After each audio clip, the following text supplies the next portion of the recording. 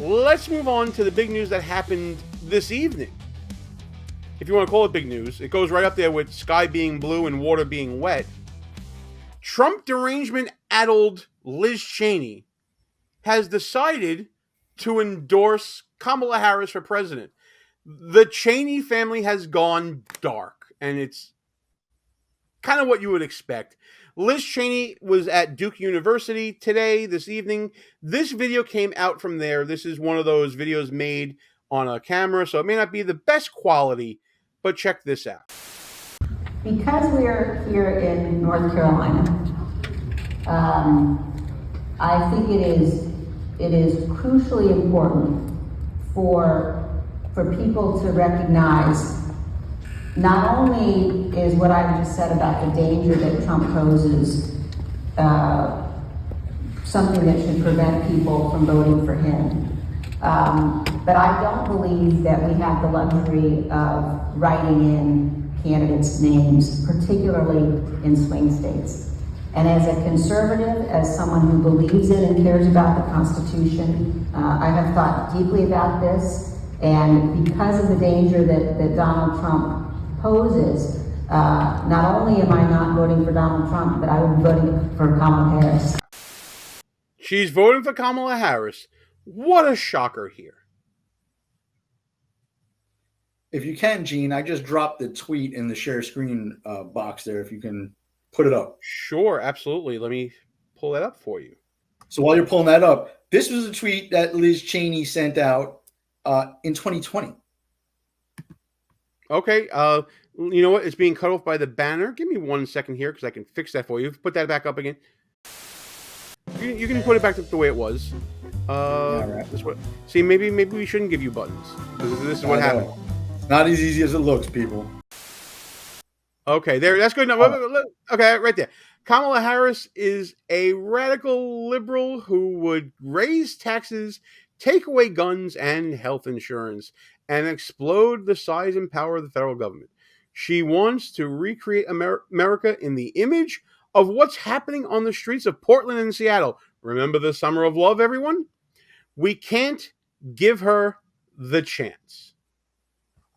Well, that certainly sounds like a reasonable conservative take, doesn't it?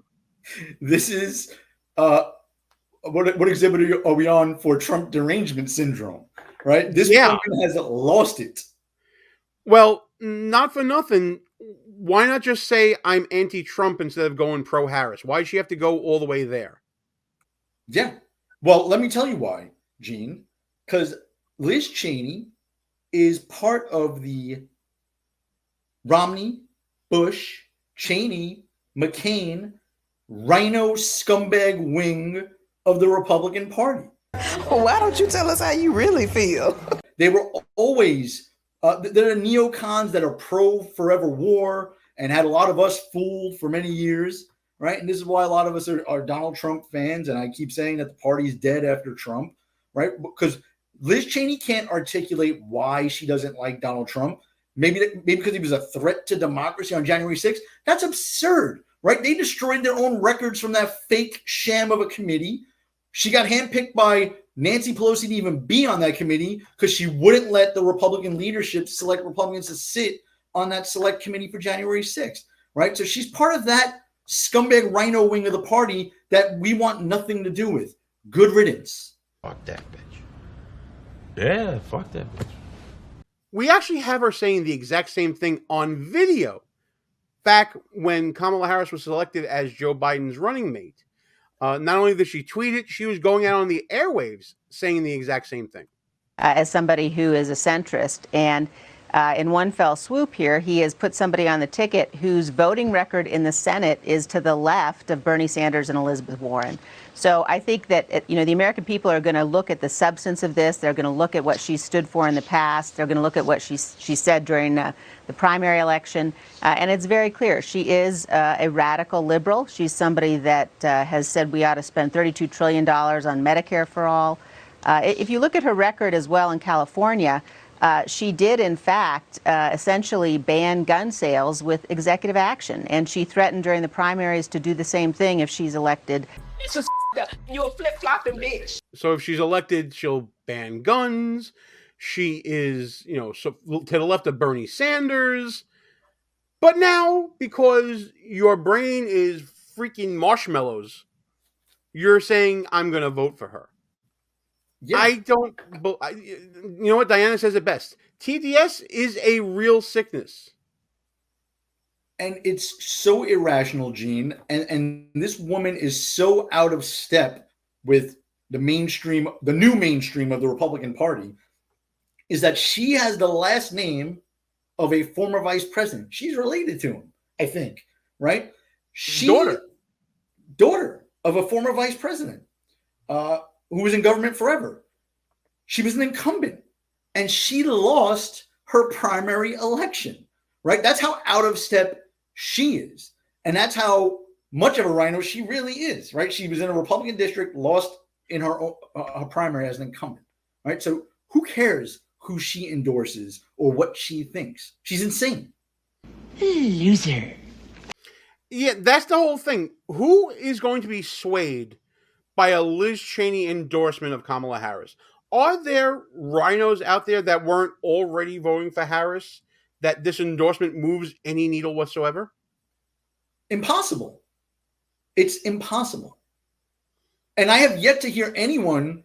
Does she have a policy page on her website yet, Kamala Harris?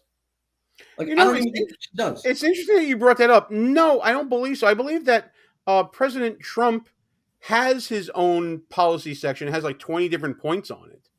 I don't think that Kamala Harris has any policy. More importantly, Kamala Harris doesn't even know what she's going to do day one. And before you go there, I'm not finished. Yeah, go ahead. I know you're doing a setup there, and that's great. Yeah, I'm trying to do a segue. I'm trying to be professional. I'm trying to do segues. Galloway's like, fuck it. I got to say what I got to say. So I just roll with the punches. Go ahead, man. No, you know what? Do it. We'll do it after. Play that video. That's good. Thanks for the permission. I really appreciate it, pal. This is a video that we created as a short for our YouTube channel. It's embiggened for your pleasure. Check out this little, I would call it a parody, but it's not really a parody. What would you do on day one in the White House? Give us answers now. There are a number of things. I will tell you, first and foremost, one of my highest priorities is to do what we can to support and strengthen the middle class. What exactly does that mean?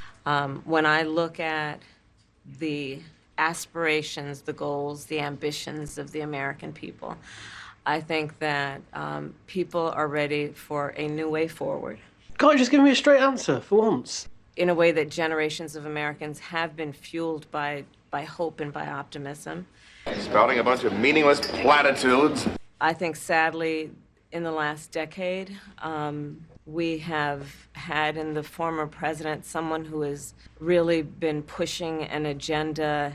This isn't about him. This is about you. So what would you do day one? Day one, it's going to be about, one, implementing my plan. Just say it. Just say it. That's all we've been asking for over 40 days now. Just tell us what you mean.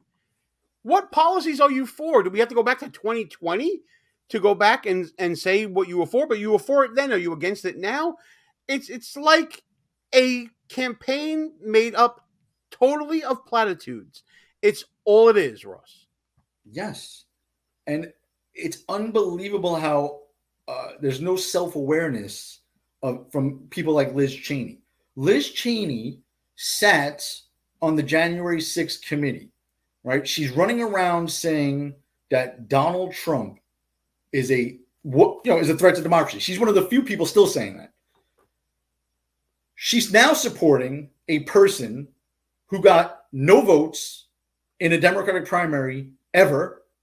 She replaced someone named Joe Biden, who supposedly got 81 million votes, the most of any president in the history of the United States, who dropped out of the race and was replaced in a coup with Kamala Harris. And this is the person Liz Cheney is supporting. And where is Joe Biden now? I saw him today. He's sitting at the little desk, the kid's desk, across the street from the White House, again, rambling and being shuffled off without answering questions from the media. This is what Liz Cheney has thrown her lot with. Insanity. Absolute insanity. If you like that clip from our new show, Behind Enemy Lines, please subscribe to the channel, hit the notification bell so you don't miss any other shows, and tune in live every Wednesday night at 9 p.m. Eastern Time.